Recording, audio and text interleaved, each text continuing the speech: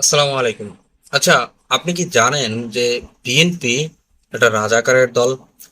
BNP তারা নিজেরাই বাংলাদেশ বিরোধী দল।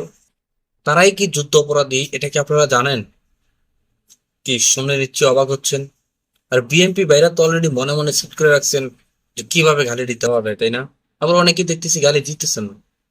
আসলে এই যে আপনি গালি দিতেছেন কিন্তু, হ্যাঁ, আমি বলছি প্রকৃত অর্থে বিএনপি যুদ্ধাপরাধী এবং বিএনপি আমাদের রাষ্ট্রবিরোধী এবং বিএনপি প্রকৃত অর্থে রাজাকার। আজকে আপনাদেরকে এমন কিছু প্রমাণ দিব যে প্রমাণগুলো শুনলে আপনি নিজেও হতভম্ব হয়ে যাবেন। এবং আপনি যদি বিএনপি দল করেন তাহলেও আপনি নিজেকে নিজে অপরাধী মনে করবেন এবং নিজে বিশ্বাস করতে বাধ্য হবেন যে বিএনপি আসলে একটি রাজাকারের দল, আসলে একটি দেশপ্রিয় দল এবং আসলে একটি যুদ্ধ অপরাধী দল। একটু ধৈর্য ধরে ভিডিওটা দেখার চেষ্টা করুন। আর হ্যাঁ, আপনাদেরকে বলছি, যারা আমার কথাগুলো ভালো লাগে, যারা নিত্য নতুন এই ধরনের ভিডিও পেতে চান, তারা অবশ্যই চ্যানেলটি সাবস্ক্রাইব করে পাশে থাকা বেল আইকনটি বাজিয়ে দিন। আর ভিডিওতে অবশ্যই একটি লাইক দিয়ে ভিডিওটি কন্টিনিউ করুন। তো ছোট্ট একটি ভিডিও দেখাবো আপনাদেরকে, যেটা দ্বারা আপনি প্রমাণ পাবেন যে বিএনপি আসলে একটি রাজাকারের দল।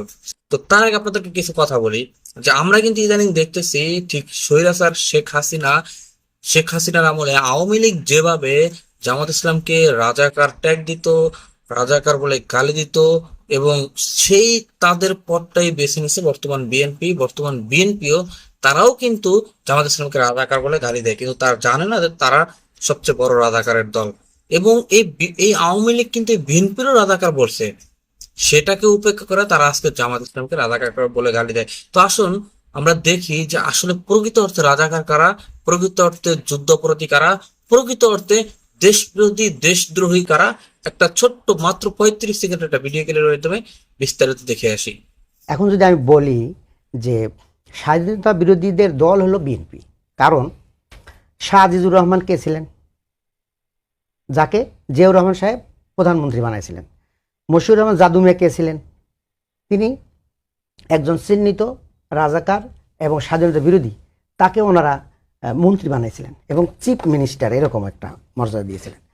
আব্দুল আলিম সাহেব উনি কে ছিলেন, এরপরে আমাদের মির্জা ফখরুল সাহেব যিনি এখন মহাসচিবের দায়িত্ব পালন করতেছেন এবং অনেক সংগ্রাম করেছেন, ওনার আব্বার পরিচয়টা কি শুনছেন কথাগুলা? তো বিএনপির ভাইদের কাছে বলি যে এই কথার কোনো জবাব আছে আপনাদের কাছে? আপনাদের মির্জা ফখরুল, তার বাবা মির্জা ফখরুল ইসলামকে, যে বাংলাদেশের বিএনপির দলে আপনাদের দলের মহাসচিব, তার বাবা ছিল একজন রাজাকার। সেই রাজাকারের বাচ্চা হয়ে মির্জা ফখরুল কিভাবে বিএনপির মহাসচিব হয়? বলেন, আছে জবাব আপনার কাছে? পারবেন আপনি জবাব দিতে? আর আপনি কি করেন? আপনি জামাত ইসলামকে রাজাকার রাজাকার বলে স্লোগান দিয়ে গলা ফাটিয়ে ফেলেন, অথচ আপনার ঘরের ভিতরে রাজাকার, আপনি নিজে রাজাকারদের সাপোর্ট করতেছেন, আপনি নিজে রাজাকার আনুগত্য করে রাজনীতি করেন। কি মনে হয় আপনাদের কাছে? খুব তিতা লাগে কথাটা, তাই না? শেখ হাসিনার আমলে পুরো দেশটা শেখ হাসিনা হাতের মুঠে নিয়ে নিছে। সেই সময়ও শেখ হাসিনা রাজাকারের তালিকা করছে, সেই রাজাকারের তালিকার ভিতরে আপনারা ছিলেন 2য় নম্বরে, এবং যারা রাজাকারের তালিকা করছে তারা ছিল 1 নম্বরে। যখন দেখছে যে তাদের নিজেদেরই মুখোশ উন্মোচন হয়ে যাইতেছে, তখন সেই রাজাকারের তালিকাটা প্রকাশ করা বন্ধ করে দিয়েছে এবং তারা রাজাকার তালিকা করাটা বন্ধ করে দিয়েছে। আর আপনারা কি গালি দেন আর আপনারা বলেন যে জামাত ইসলাম নাকি রাজাকার না? এটা কি মাইনা নেওয়া যায় বলেন? আগে নিজেরা সামলান, নিজেরা ঠিক হন, তারপরে গালি দেন। আপনাদের সেই রাজাকার রাজাকার গালি এখন আর খায় না।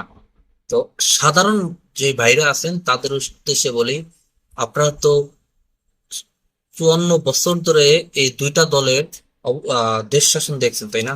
তো এবার দয়া করে আপনারা আপনারা একটু পরীক্ষামূলক জামাত ইসলামকে সুযোগ দেন। দর্শক, আজকের মতো ভিডিওটা এখানে শেষ করছি। দেখা হবে পরবর্তী অন্য কোনো ভিডিওতে। সেই পর্যন্ত ভালো থাকবেন, সুস্থ থাকবেন। আল্লাহ হাফেজ।